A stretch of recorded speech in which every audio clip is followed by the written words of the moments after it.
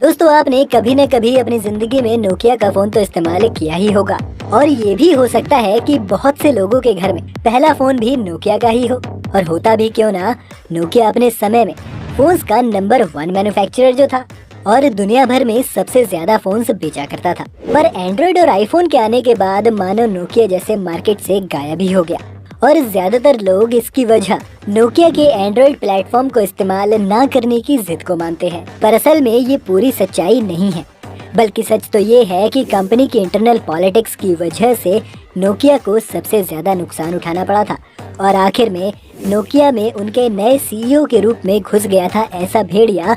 तो क्या है नोकिया की पूरी कहानी और कैसे शुरू हुआ उनका ये डाउनफॉल, जानेंगे सब कुछ आज की इस वीडियो में। तो आप वीडियो के अंत तक हमारे साथ बने रहिएगा। अगर नोकिया की शुरुआत को देखें तो आज उन्होंने जो भी कुछ अचीव किया है वो महज एक सपना लगता है।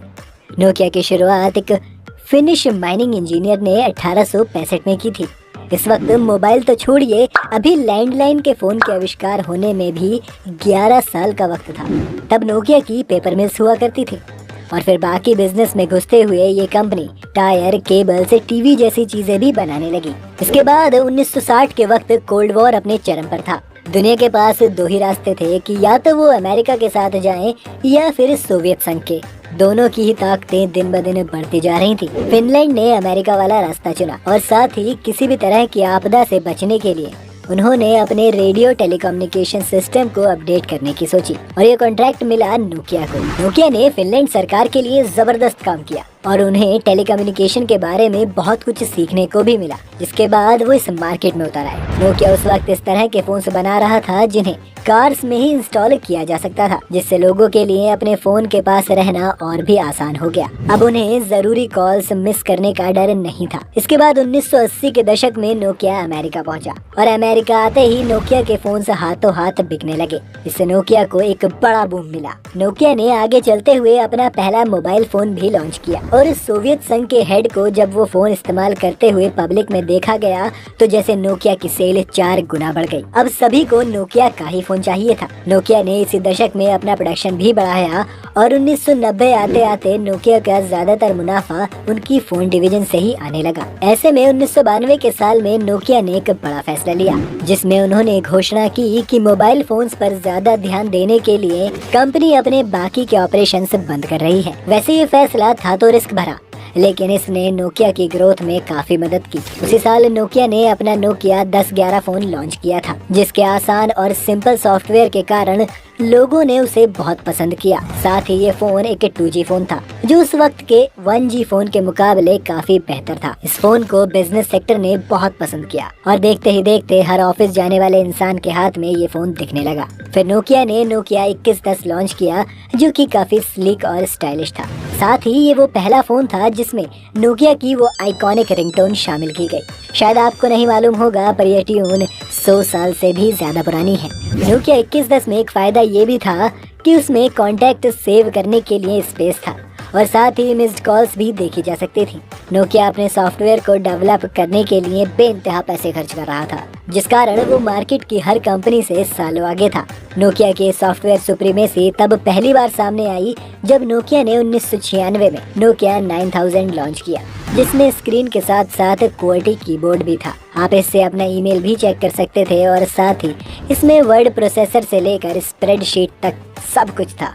आपको शायद ये जानकर हैरानी हो, पर ये फोन फ्लॉप रहा था। ये फोन $800 का था और उस वक्त मोबाइल में इतने सारे फीचर्स की जरूरत नहीं थी, इसलिए कोई ऐसे फोन पर इतनी रकम खर्च नहीं करना चाहता था। सिर्फ कंपैरिजन के लिए आपको बता दें कि इस फोन के प्राइस में आज अगर आप चाहें तो एक नया 128 GB वाला iPhone 13 खरीद सकते हैं। खैर, नोकिया को इससे कुछ खास फर्क नहीं पड़ा और वो एक के बाद एक बढ़िया फोन से मार्केट में उतारते रहे। 1998 में नोकिया ने 6610 में पहली बार नोकिया की स्नेक गेम को शामिल किया।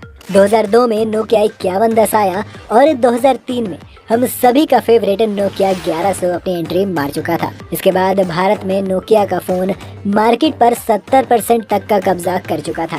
साथ ही नोकिया इस वक्त फिनलैंड की सबसे बड़ी कंपनी भी बन गई थी। 2006 में फिनलैंड की जीडीपी में नोकिया का कंट्रीब्यूशन 1.6% का था। 2002 में नोकिया अपना नोकिया 6650 से लेकर आया, जो कि दुनिया का पहला 3G फोन था। उसी साल फिर उन्होंने नोकिया 7650 भी लॉन्च किया। ये नोकिया का पहला फोन था जिसके साथ कैमरा अटैच्ड था। इस वक्त तक नोकिया अपने कंपटीशन को पछाड़ कर थक चुका था और उसने कुछ नया करने का सोचा। गेमिंग इंडस्ट्री में आए उछाल को देखकर नोकिया ने अपना एन-गेज लॉन्च किया, जो गेमर्स को ध्यान में रखकर बनाया गया था। पर यह आइडिया लोगों को पसंद नहीं आया और ये फोन मार्केट में आते ही पिट गया। 2004 में मोटोरोला ने अपना फ्लिप फोन लॉन्च किया, जो आते ही एक हिट साबित हो गया। अब यहाँ से सारी परेशानी शुरू हो गई। नोकिया के फोन अपने वक्त से आगे थे, लेकिन उन्होंने देखा कि लोग अब भी सिंपल फोन को ही पसंद कर रहे हैं। कंपनी में कई लोगों ने इनोवेशन को छोड़कर सिंपल फोन बनाने की तरफ ध्यान देना शुरू किया। इससे नाराज होकर कंपनी के ही कुछ बहुत ही टैलेंटेड एम्प्लॉयज ने नोकिया से दूसरी कंपनियों में जाना शुरू कर दिया। नोकिया के चीफ डिजाइनर और वाइस प्रेसिडेंट फ्रैंक नुवोको की माने तो नोकिया के पास आईपैड से भी पहले एक टैबलेट बनाने का आइडिया आया था। उसका एक प्रोटोटाइप भी बनकर तैयार हुआ था, लेकिन उसे कभी भी लॉन्च नहीं किया गया। नोकिया ने सिंपल फोन की मार्केट कैप्चर करते हुए बहुत फोन बेचे, लेकिन फिर 2007 में आईफोन लॉन्च हो गया। आईफोन ने सारी गेम को बदल कर रख दिया और अपने इनोवेशंस को साइडलाइन करने के फैसले की वजह से नोकिया के पास उसका कोई जवाब तैयार नहीं था। इसी के अगले साल एंड्रॉयड ने भी स्मार्टफोन मार्केट में एंटर किया और वो नोकिया, जो कभी अपने सॉफ्टवेयर के लिए जाना जाता था, एकदम से पिछड़ने लगा। नोकिया ने भी नोकिया 5800 जैसे फोन्स निकाल कर कोशिश की, पर उसमें ये परेशानी थी कि उसमें एप्पल और एंड्रॉयड के मुकाबले बहुत कम ऐप्स थे और उनका सॉफ्टवेयर भी औसत दर्जे का था। इसके बाद नोकिया में दो टीमें बन गई, एक वो जो सिम्बियन ऑपरेटिंग सिस्टम को डेवलप करने में लगी थी और दूसरी वो जिसे मीगो नाम का एक नया ऑपरेटिंग सिस्टम बनाना था। इन दो टीम्स में हमेशा जंग छिड़ी रहती थी, जिसका सबसे ज्यादा नुकसान नोकिया को ही हुआ। जितने भी नए सॉफ्टवेयर डेवलपर आ रहे थे वो भी या तो एंड्रॉयड या फिर आईफोन के लिए ही ऐप्स बनाना सीख रहे थे, क्योंकि इसमें उनका करियर ज्यादा सुरक्षित था। इसके बाद 2010 आते आते कंपनी के सीईओ को बदल दिया गया और स्टीफन एलॉक को कंपनी का नया सीईओ बनाया गया। स्टीफन नोकिया में आने से पहले माइक्रोसॉफ्ट में काम कर चुके थे और उन्होंने कंपनी की हालत को देखकर 2011 में माइक्रोसॉफ्ट के साथ पार्टनरशिप करके लूमिया जैसे फोन लॉन्च किए, जिन्होंने बाकी फोन्स को अच्छी टक्कर तो दी, लेकिन परेशानी वही थी, कोई भी नोकिया के लिए सॉफ्टवेयर नहीं बनाना चाहता था और नोकिया फिर से उठ नहीं पाया।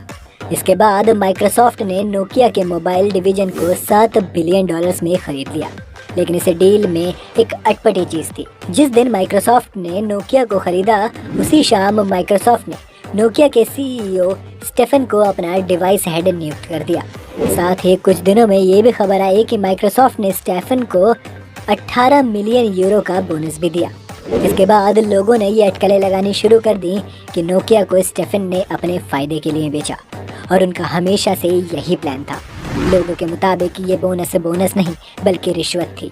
खैर, इसके बाद माइक्रोसॉफ्ट भी नोकिया को फिर से रिवाइव नहीं कर पाया और एक आइकॉनिक कंपनी का यहाँ अंत हो गया। हाल के सालों में नोकिया ने एंड्रॉयड के साथ कमबैक किया है, पर उसका क्या होगा अभी तक कोई नहीं जानता। आपको वीडियो कैसे लगा हमें कमेंट करके बताइए और अगर आपको वीडियो पसंद आया हो तो इसे लाइक ज़रूर कर दें और ऐसे ही और वीडियो देखने के लिए चैनल को सब्सक्राइब कर लीजिए।